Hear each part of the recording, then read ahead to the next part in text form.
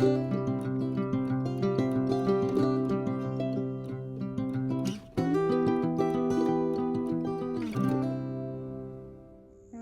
got me a little trail cut on about 20 feet. Got tangled up in some greenbrier vines. Normally I carry a pair of snippers with me, and today I wasn't smart enough to do that. So I always carry a knife on me. This happens to be a Kershaw Whirlwind. It's got the serrated blade, which is really nice for cutting these cabbage fronds down. The prickly vines I'm talking about are what we call greenbriers here in Florida, also known as smilax. Just a matter of trimming them up because I want to be able to come and go. Probably we'll be making several trips into here, and obviously it's too thick for a metal detector, but the hope is that we'll find some bottle dumps. So this is my first look stepping out of the tangled undergrowth. Yeah, I got to tell you, I'm really liking it. And one of the first things that I look for when examining an old homestead like this, and this would be considered an old Florida farmhouse. It's a two-story structure, obviously. And I look for what kind of nails are used in the construction and how the cabin's supported from the ground. Now, what I'm about to show you should lift the spirits of any bottle digger or metal detectorist about to begin relic hunting on this property. Ladies and gentlemen, that's a square nail. Easily 1900s, early 1900s. Now let's check the other side. Yeah, you can get a better look at that one. Definitely square. It's going to be a little bit sketchy going in here, but gosh, you got to check it out, right? Look at that. Okay, let's see if I can get up here without breaking a leg. Oh, the floor is really soft. And of course, the vines have followed me in here. I did notice something else too. Now, this old cast iron hinge can also help tell us the story about when the farmhouse may have been built. August 8th, 1882, that's the patent date. And that tells me there's a very good possibility this was built in the early 1880s. This is a two-story. And here's a storage area beneath the stairwell. So it looks like it's two main rooms downstairs, and then likely are two main rooms upstairs. Looks like it might have been heated by, I'm guessing, a cast iron stove at one time. That looks like terracotta pipe. Okay, this is plaster over lathe, and that generally means you're going back at least to 1900. Here's some interesting designs along that top angle, where it comes up flush with the ceiling.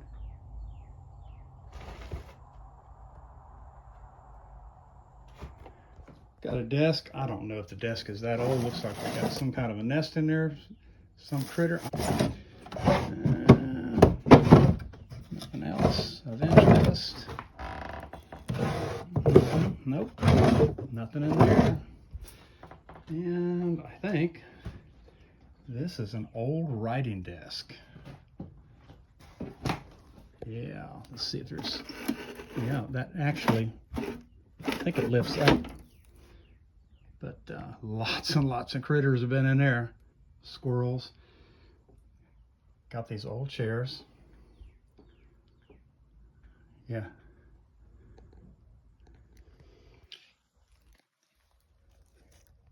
Old lamp globe. Looks like, yep. I think probably an electric lamp. Otherwise, it would have had an opening on top. Now, here's an apparatus I am not familiar with. Go figure. Looks like an hour meter. It's got switches. It is electric. There's a motor here. I don't really have a clue. If anybody out there does, please let me know. Got to at least give the second story a try. What do you say? I don't know. We'll see. Here we go. Come around here.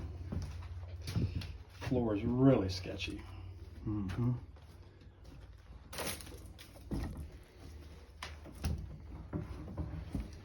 Oh my goodness.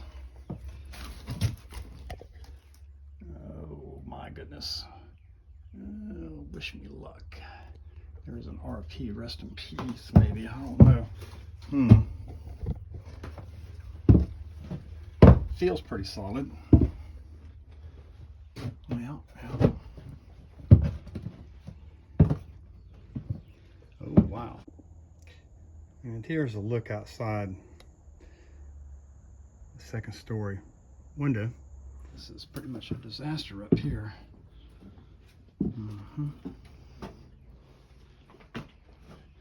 Well, somebody had planned to put some sheetrock up in place of the plaster and never got to it. Here the ceiling's got a 45 where generally it would meet like this at the top angle about 90 degrees. I'm kind of talking drywall finishers talk because I used to be one, but still neat design. I think back in the day this would have been a really nice home. And here's a light plate that's solid brass, not just coated. You don't see that much anymore. Now here's that terracotta. It's a stovepipe, runs right up through the second story and out through the crest of the roof. I've never seen terracotta used for that. Normally you see some sort of galvanized pipe, but I think that this is so old they used the terracotta instead, which is interesting. And in the other room, it is a disaster. Look at the pieces of the lathe that have rotted and fallen down, not just off the walls, but also the ceilings. Now we go downstairs carefully. I really don't trust anything in this old home. And I am 68 years old and got some joint problems, and I don't want to enhance my joint problems with a little tumble here or an inadvertent cave-in. There we go. And something else that caught my eye was how this old book stand was constructed. Wooden pegs. Yep, that's old school right there. Go through here and make my way out to the opposite side.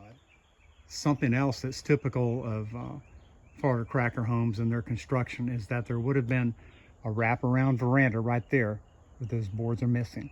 And it's like this all the way around the house. And also interesting to me is that there's no discoloration from where the overhang of the porch would have shaded these boards here. My guess is the porch rotted or fell apart so long ago, it's just washed the boards out equally in the same kind of color. Okay guys, this is what's really interesting and I think also speaks to the age. Okay, the supports for this cabin, that's going to be heart pine, and I tell you, I think this is going to be before 1900. I really do. And there's another one there. Usually when we got to around 1900, they were supported by bricks. Here's a look at the north side of the home. The windows are out, and yeah, it's got some height to it. When I'm at an old home site like this, and I'm searching for indicators of the age for when in this particular case the farmhouse was built, I also look at the trees. And if you look off my shoulder right here, you'll see a massive cedar. The trunk is easily 2 feet in diameter. This tree is likely 150 years old. Cedar trees are slow growing. Yeah, this is a really beautiful specimen. When you're looking around these old home sites, you always study to the ground around it, looking for, old glass, crocks, stoneware, and look at what we got here. Liking that. It's got a little age. This other glass here, that's new stuff, very thin. This one, that looks good. Here's a better look at it. I'm standing off the northwest corner. I'm just really liking this. I can smell relics in the ground. I'm telling you, I can smell them. Oh my goodness.